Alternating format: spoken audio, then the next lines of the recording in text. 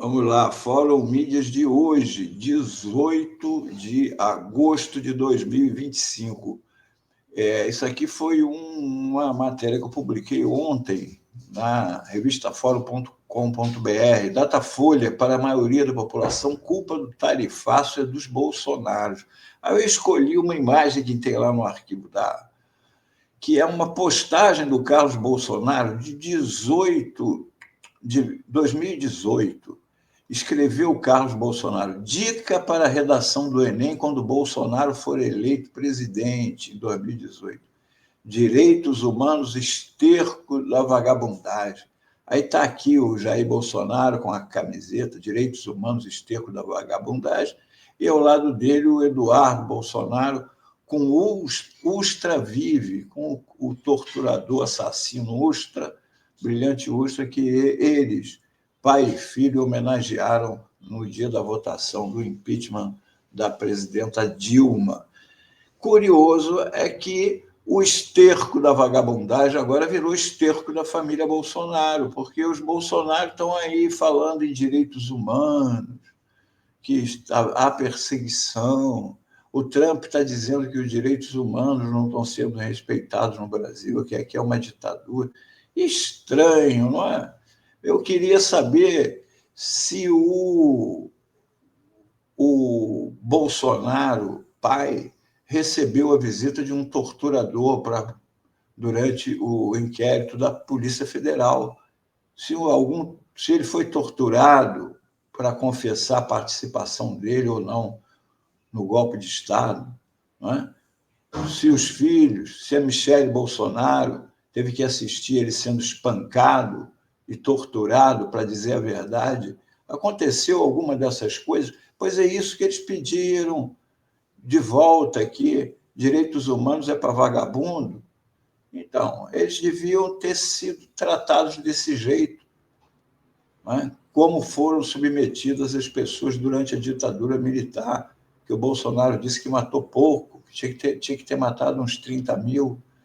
Ele, quando foi para o governo, tratou de aumentar na epidemia da Covid-19, aí matou centenas de milhares de pessoas com o comportamento irresponsável dele. Mas vamos à matéria da Datafolha aqui, para não fugir do assunto. É só para não deixar esses canalhas quererem revisar a história, agora falar em direitos humanos, como se eles estivessem sendo torturados, coisa que eles defendem para os outros. Mas para eles é mal, Alexandre, você quer ser vice da minha chapa? Covardes. Eu quero ver o Eduardo, o dia que for preso aqui no Brasil, a valentia dele. Porque do pai eu já vi, o Flávio Bolsonaro desmaia, e eu quero ver o Eduardo quando for preso. Mas vamos lá, a matéria. A Folha divulgou assim, para 35%, culpa do tarifaço é de Lula. Eles sabem que tem muita gente que só lê a manchete, né? Então, para 35%, culpa do tarifaço é de Lula, 22% acho que é Bolsonaro e 17% do Eduardo, aponta a Datafolha. Pronto, a notícia já está pronta, as pessoas já falam, a maioria da população acha que a culpa do tarifaço é do Lula. Foi o que a pesquisa mostrou. Né? Aqui está o resultado da pesquisa. A pesquisa perguntava para as pessoas, a pesquisa da Datafolha, na sua opinião, das figuras brasileiras, quem é o principal culpado pela taxa de até 50% imposta pelo governo dos Estados Unidos? Lula, 35%, Jair Bolsonaro, 22%, Eduardo Bolsonaro, 17%, Alexandre de Moraes, 15%, nenhum 3%, todos 1%, não sabe 7%. Em sua ânsia por atacar o presidente Lula e os governos do PT, a Folha manipulou a divulgação dos dados da mais recente pesquisa Datafolha, que fez essa pergunta que eu acabei de ler agora. O repórter escreveu logo no primeiro parágrafo: apesar dos esforços do governo para associar o tarifaço de Donald Trump à atuação da família Bolsonaro, o presidente Luiz Inácio Lula da Silva é visto como o principal culpado pela sobretaxa aplicada ao Brasil por 35% dos entrevistados na última pesquisa Datafolha. O problema na construção do repórter é que 22% dos pesquisados apontaram Jair Bolsonaro como culpado e 17% apontaram seu filho, o deputado Eduardo Bolsonaro. Logo, para a maioria da população, a família Bolsonaro é a principal culpada pelo tarifaço, com 39%. 22% de um e 17% do outro. 39% é mais do que 35%. Então, para a população, não é o Lula a figura brasileira, é a família Bolsonaro. A família Bolsonaro. Então, não cabe ali apesar dos esforços do governo para associar o tarifaço. Aliás, nem é o governo que se esforça para ligar a família Bolsonaro ao tarifaço. A própria família, o próprio Eduardo Bolsonaro se orgulha de dizer que ele é o responsável pelo tarifaço, pela punição com a lei Magnitsky ao ministro Alexandre de Moraes e o cancelamento de vistos da esposa e da filhinha de 10 anos do ministro Alexandre Padilha. Também da proibição de visita aos Estados Unidos dos ministros do STF, com exceção dos bolsonaristas Cássio Nunes e o ex-ministro da Justiça lá, e o Fux. Hein? Lewandowski, né? Não. Com exceção o terrivelmente evangélico, o ministro terrivelmente evangélico. O André Mendonça, né? André Mendonça. Isso. Ele, o Cássio Nunes Marques e o Luiz Fux são os únicos que podem viajar lá para os Estados Unidos numa boa. E aqui também, numa entrevista ao Financial Times, o jornal britânico, o Bolsonaro disse: temos um problema de ditadura, uma ditadura de verdade, disse o ex-mandatário, repetindo a tese bolsonarista de que o judiciário tem cometido abusos no Brasil e perseguido líderes políticos de direita. De novo, aspas do Bolsonaro. O Brasil não tem uma saída dessa situação sozinho. Ele precisa de apoio internacional.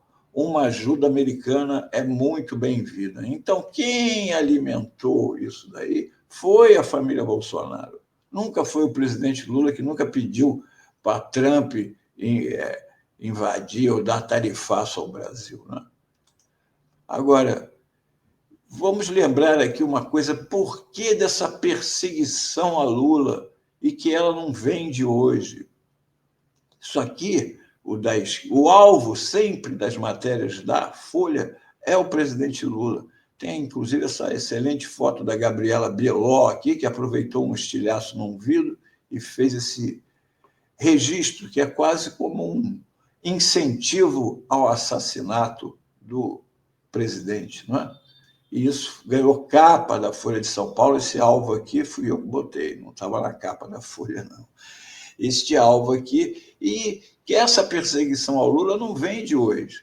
Tem um famoso almoço de 2002, quando o Lula era candidato, e foi a primeira vitória do Lula, teve um almoço na Folha. E o Ricardo Couto, que era o assessor de imprensa do presidente Lula à época, contou como é que foi aquele almoço. O Lula, conta o Couto, que o Lula não queria ir. Os outros presidenciáveis tinham ido, mas ele sempre sentiu uma animosidade da Folha com ele, né? Mas o Couto tanto insistiu que ele acabou topando ir. E aí narra o Couto: assim que os comensais sentaram à mesa, Frias Filho, que já está falecido, Otávio Frias Filho, que era o filho do fundador do jornal, e que era quem comandava a redação da Folha na época, disparou a primeira pergunta: se Lula se sentia em condições de governar o país, mesmo sem ter se preparado para isso, não sabendo nem falar inglês. Agora, vejam bem, o Lula não saber falar inglês, agora que o Lula não estava preparado, na verdade, ele estava falando você, um operário, chefe de sindicato, não é?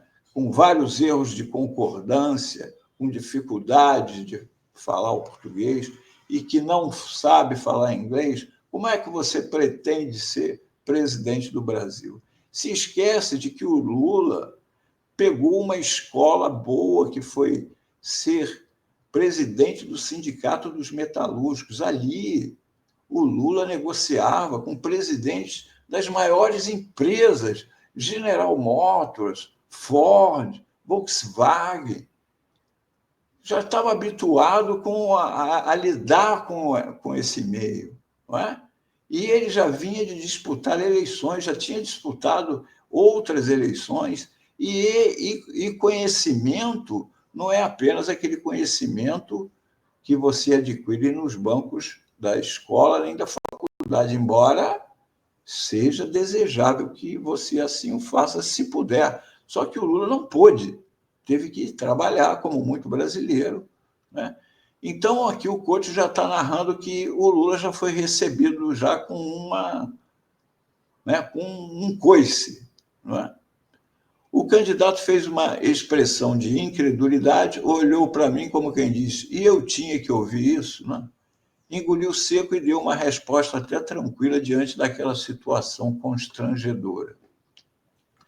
Como se tivessem sido ensaiadas, segue o Ricardo Couto, assessor de imprensa do Lula, narrando o encontro lá em 2002, na sede da Folha.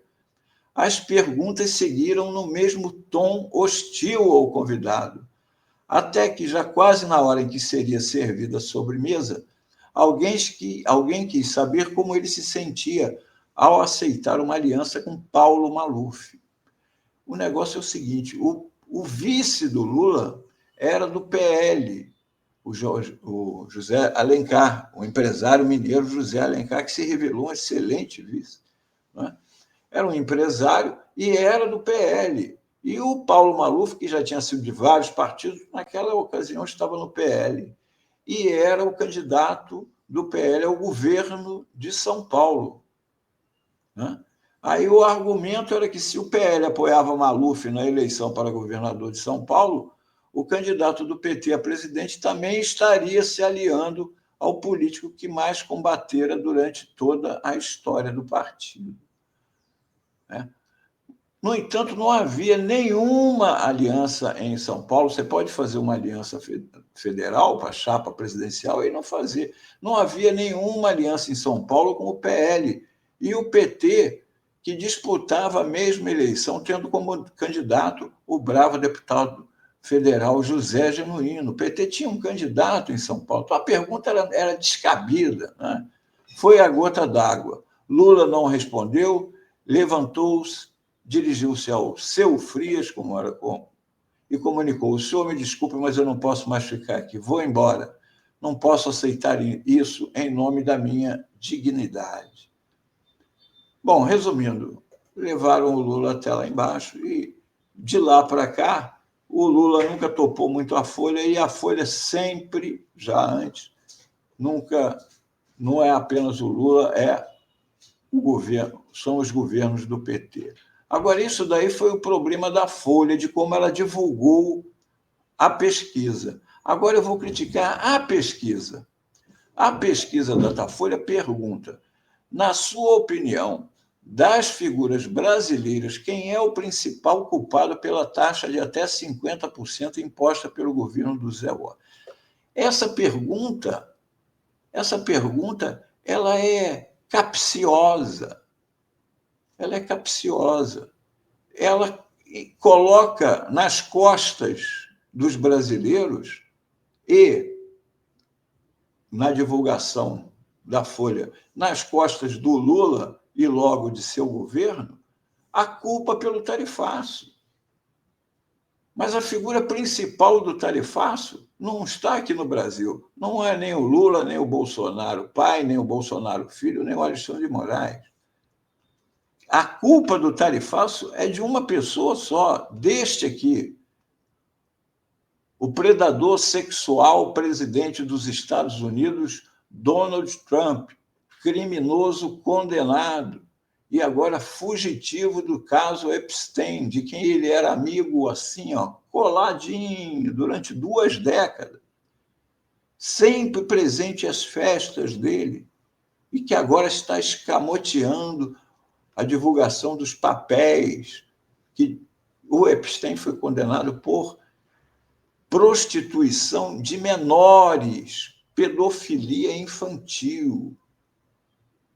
Esta figura abjeta, presidente dos Estados Unidos, foi quem determinou o tarifaço. Então, a pergunta é capciosa quando fala de quem foi a culpa no Brasil. Se os bolsonaros estavam pedindo aquilo ali, não foi por eles que o Trump... Basta ver a cartinha que ele mandou para o Lula quando do tarifaço. Conheci, olha só, e tratei o ex-presidente Jair Bolsonaro e o respeitava muito. Bom, quem lembra de como ele recebeu o Bolsonaro lá nos Estados Unidos sabe que isso é mentira, né? Eu o respeitava muito, assim como a maioria dos outros líderes de países. Qual outro líder de país a gente viu na época do governo Bolsonaro recebendo o Bolsonaro como recebe, por exemplo, o presidente Lula? O Bolsonaro ele não era recebido por ninguém, ficava comendo pizza no meio da rua, no sereno, assim como o filho dele, que foi na posse no baile da posse do Trump e ficou na neve do lado de fora.